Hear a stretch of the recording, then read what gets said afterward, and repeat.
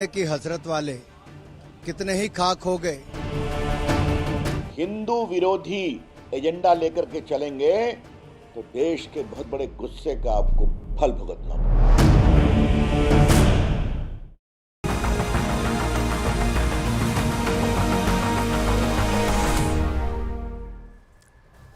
नमस्कार, news 18 India देख रहे हैं आप। मैं हूं आपके साथ मोनिका ठाकुर। बड़ी खबर आ रही है। सनातन पर दिए गए उदयनिधि के बयान से जुड़ी ये बड़ी खबर है। उदयनिधि स्टालिन के बयान पर विपक्ष के गठबंधन में फूट पड़ती हुई नजर आ रही है।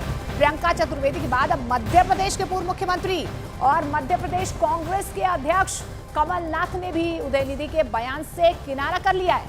उन्होंने साफ तौर पर कहा है कि सनातन पर दिया बयान उदयनिधि स्टालिन का व्यक्तिगत बयान है, जिससे वो सहमत नहीं है।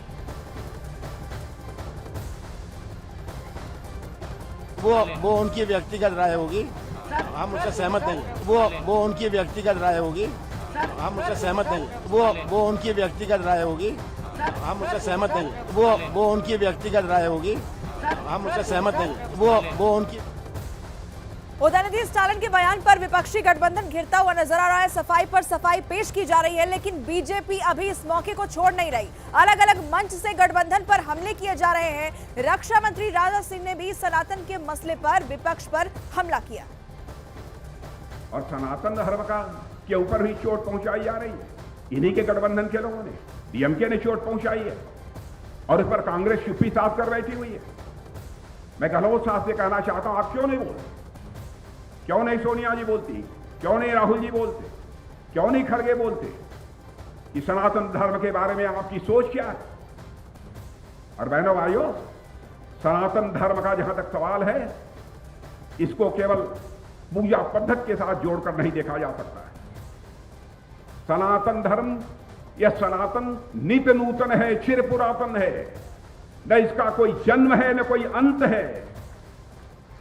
और यह सनातन धर्म ऐसा है जो पूरे विश्व को अपना परिवार मानते हुए वसुधैव कुटुंबकम का संदेश यदि कोई धर्म देता है तो यह सनातन धर्म ही देता है।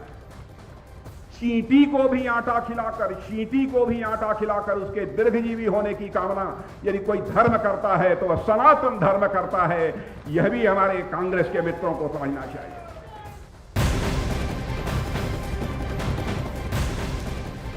तो लगातार बयानबाजी हो रही है इस पूरे मामले में। तमिलनाडु के सीएम के बेटे और कैबिनेट मंत्री उदयनिधि स्टालिन के सनातन धर्म वाले बयान पर बवाल मचा हुआ है। फिर भी स्टालिन अपने बयान पर अड़े हुए हैं।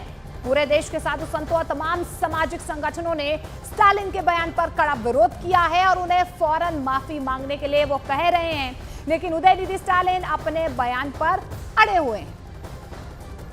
न्यूज 18 इंडिया पर बोलते हुए उन्होंने कहा है कि वो अपने बयान से पीछे हटेंगे नहीं। I will always stick to whatever I said. I will say it again and again. I never spoke about genocide. I spoke only about the Sanatan, about the practices that they are following. I will definitely stand against it, and I will face any illegal activities, action, and I will never step back from whatever I said.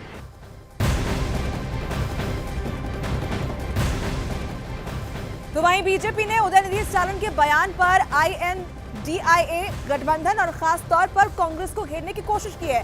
Ravishankar प्रसाद ने राहुल गांधी से इस पर जवाब मांगा और नीतीश कुमार, ममता बनर्जी, तेजस्वी यादव से भी सवाल किया कि जिस सनातन को समाप्त करने की बात उनके साथी दल के लोग कर रहे हैं, वे उसी सनातन को मानते हुए मंदिर जाते हैं।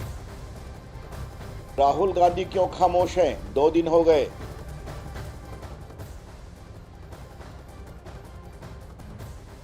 राहुल गांधी जी तो कहते हैं कि मैं हिंदू हूं, अपने गोत्र की बात करते हैं, मंदिर मंदिर घूमते हैं, जल चढ़ाते हैं।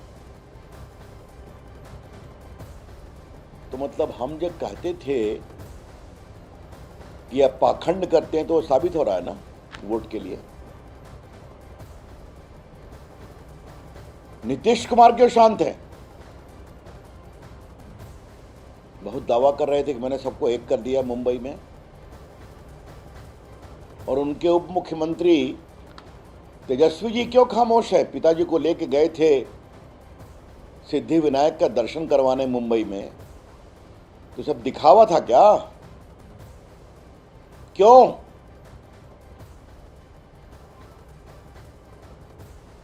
ये स्पष्ट है कि वोट बैंक की राजनीति के लिए ये जो घमंडिया संगठन का जमावड़ा है, ये हिंदू चिंतन, हिंदू सोच, हिंदू धर्म का विरोध भी कर रहा है। बड़ा सवाल आपके सामने मैं ये उठाने आया हूं कि राहुल गांधी क्यों खामोश हैं? 2 दिन हो गए।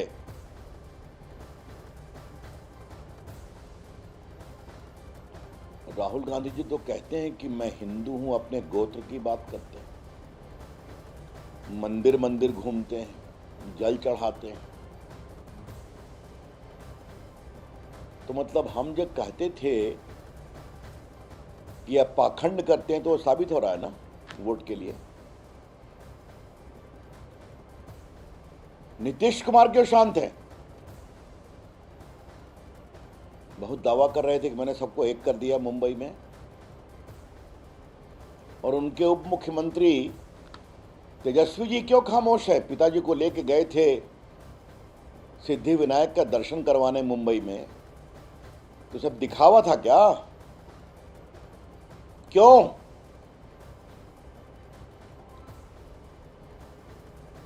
ये स्पष्ट है कि वोट बैंक की राजनीति के लिए ये जो घमंडिया संगठन का जमावड़ा है, ये हिंदू चिंतन, हिंदू सोच, हिंदू धर्म का विरोध भी कर रहा है।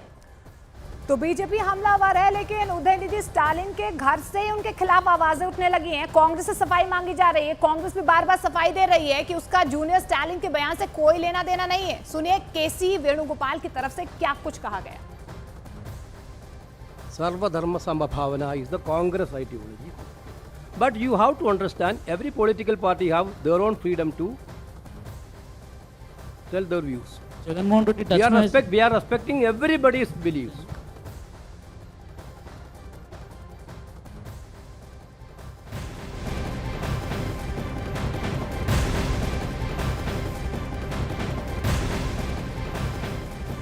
और इससे जुड़ी एक और बड़ी जानकारी आपको दे दें। उदयनिधि स्टालिन के बयान से जेडीयू ने भी किनारा कर लिया। जेडीयू प्रवक्ता नीरज कुमार ने कहा कि चाहे सनातन धर्म हो या कोई संप्रदाय, संविधान सभी को अपनी बात रखने की इजाजत देता है। संविधान को मानते हैं तो सनातन धर्म को भी मानना चाहिए। तमिलनाडु का सत्तारूढ़ दल भी भारत के संविधान को ही मानता है। संविधान की प्रस्तावना में स्पष्ट है कि चाहे कोई भी धार्मिक समूह हो या सामाजिक समूह हो, उसको परंपरा और विश्वास पर और उनकी मान्यताओं पर उनको काम करने का अधिकार है। कौन क्या मंतव्य देते हैं यह महत्वपूर्ण नहीं है। महत्वपूर्ण यह है कि संविधान को मानते हैं कि नहीं, और संविधान इसकी इजाज़त देता है कि चाहे सनातन धर्म में हो, सनातन धर्म में शैव संप्रदाय हो, वैष्णव संप्रदाय हो, राघव संप्रदाय हो, सबको अपनी बात कहने का अधिकार है। लेकिन मान्यताएं तो धर्म विशेष के आधार पर अलग अलग मान्यताएं हैं, इसलिए जब संविधान को मानते हैं तो सनातन धर्म को भी मानना है। बयान का निहितार्थ उनका अपना हो सकता है, लेकिन सरकार चला रहे तो आप तो संविधान के तहत चला रहे हैं, और संविधान की प्रस्तावना इसी की इजाजत देती है।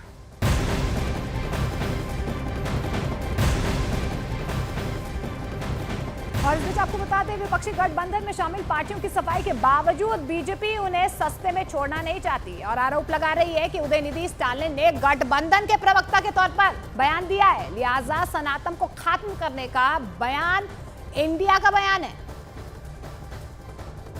निशिकांत जी, उदयनिधि स्टालिन ने जो सनातन धर्म को लेकर जो बयान दिया, वो कह रहे हैं वो अपने बयान पर अभी भी कायम है, लेकिन राहुल गांधी इस पर अभी तक चुप है, नीतीश कुमार चुप है, सोनिया गांधी भी चुप है। नहीं, वो अपने बयान पर कायम रहेंगे, क्योंकि वो बयान इंडिविजुअल डीएमके पार्टी का नहीं है। वो बयान जो है INDIA गठबंधन का है।